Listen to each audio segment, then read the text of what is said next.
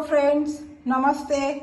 વિનાશ કિચનમાં મારા સબસ્ક્રાઈબર્સ અને વ્યુઅર્સને મારી યુટ્યુબ ચેનલ પર નવા વિડીયોઝ માટે સ્વાગત છે.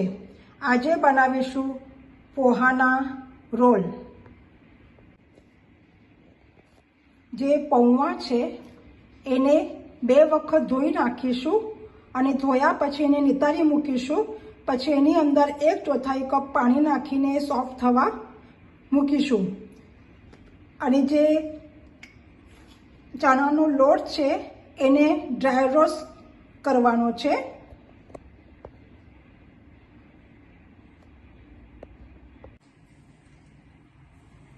જે પૌવા ધોવેલા હતા એની અંદર હું 1/4 કપ પાણી નાખીને એને હવે રેસ્ટ કરવા દઈશું અને ઢાંકીને મૂકીશું.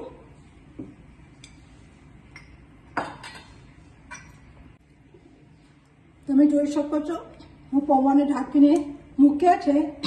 ત્યાં સુધી ગેસની ફ્લેમ ચાલુ કરીને એની ઉપર જે ચણાનો લોટ છે એ ડ્રાય રોસ્ટ કરી લઈશું 2 મિનિટ માટે. ગેસની ફ્લેમ સ્લો મૂકવાની છે, ફાસ્ટ કરવાની નથી, જેથી જે લોટ છે એ બળવા ન જોઈએ.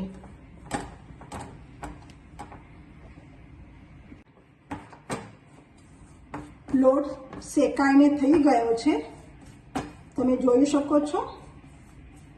હવે એને સાઈડમાં મૂકીશું ઠંડુ કરવા માટે.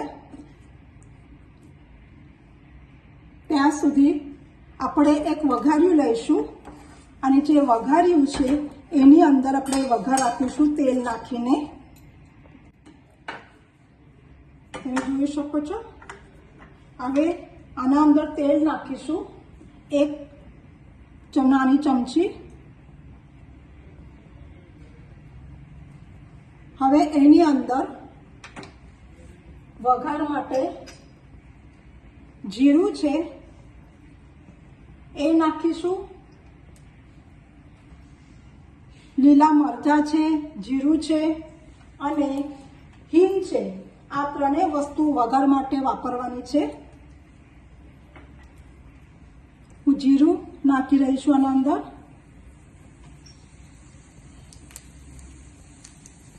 લીલા મરચાંની પેસ્ટ નાખું છું. ગેસની ફ્લેમ સ્લો કરવાની છે. અને હવે હિંગ નાખું છું.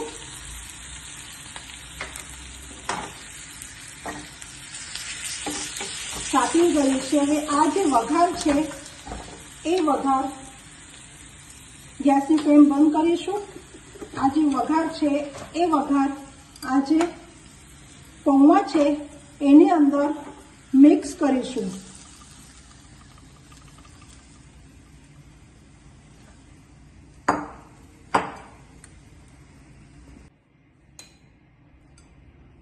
હવે ચણાનો લોટ નાખી દીધો છે આની અંદર. હવે બધા મસાલા નાખીશું. એની અંદર ચાટ મસાલો નાખીશું, ગરમ મસાલો, સ્વાદ અનુસાર મીઠું અને લાલ મરચું પાવડર. આ બધી સામગ્રી નાખીને હવે એક વખત અમે આનો ડો બનાવી લઈશું.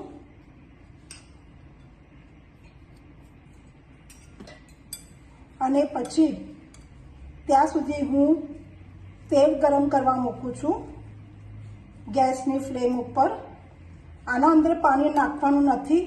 આ જે છે ડો એ જે પૌવા છે ભીના એની અંદર જ બધું મિક્સ થઈ જાય છે, એટલે અલગ એના માટે પાણી નાખવાની જરૂર પડતી નથી.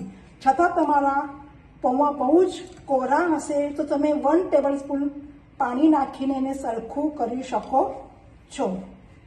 જો તમને આ રેસીપી ગમે તો તમે લાઈક, શેર અને સબસ્ક્રાઈબ કરો અને બેલ આઇકોનને દબાવો, જેથી નવા વિડીયો તમારા સુધી પહોંચી જશે. આ રેસીપી શાના ટાઈમે બહુ જ સરસ લાગે છે. એક વખત ચોક્કસ તમે કરશો.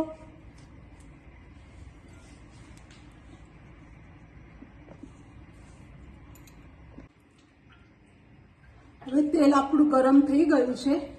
અને એના માટે આપણે જે આ લોટ છે એના આવી રીતે રોલ કરી દેવાના છે. તમે જોઈ શકો છો આ રોલ છે એ કરી નાખવાના છે અને એક એક કરતાં એ તળી લેવાના છે. અને જે તમે જોઈ શકો છો રોલ તૈયાર થઈ ગયા છે ડીપ ફ્રાય માટે. હવે હું તેલ ગરમ કરવા મૂક્યું છે અને હવે ડીપ ફ્રાય કરી લઈશું. હવે હું ફ્રાય કરી લઉં છું. ગેસની ફ્લેમ મીડિયમ લો રાખવાની છે, ફાસ્ટ રાખવાની નથી, નહીં તો અંદરથી કાચા રહેશે અને ઉપરથી ક્રન્ચી થશે.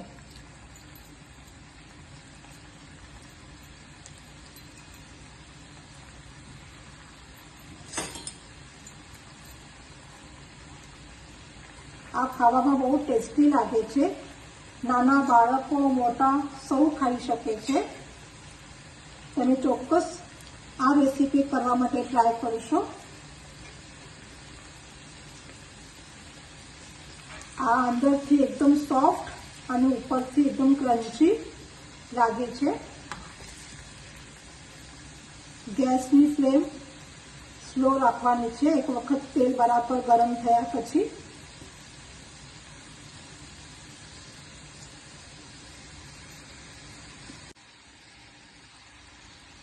આ રેસીપી છે આ નાના બાળકોને તમે ટિફિનમાં પણ આપી શકો છો. અને આને તળવા માટે લગભગ 3 થી 4 મિનિટ જોઈએ, ત્યારે એકદમ ક્રન્ચી અને અંદરથી એકદમ સોફ્ટ ખાવા મળશે. તમે જોઈ શકો છો મારા તૈયાર થઈ ગયા છે પોહાના રોલ. હવે આપણે કાઢી લઈશું.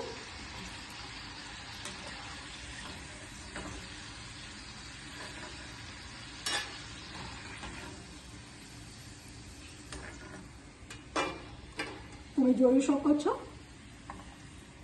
હવે આપણે બીજા રોલ નાખીશું અંદર. ગેસની ફ્લેમ મીડિયમ રાખવાની છે. ફાસ્ટ રાખશો તો અંદરથી કાચું રહેશે, ઉપરથી ક્રિસ્પી રહેશે. તો અંદરથી તમે ગેસની ફ્લેમ સ્લો રાખો.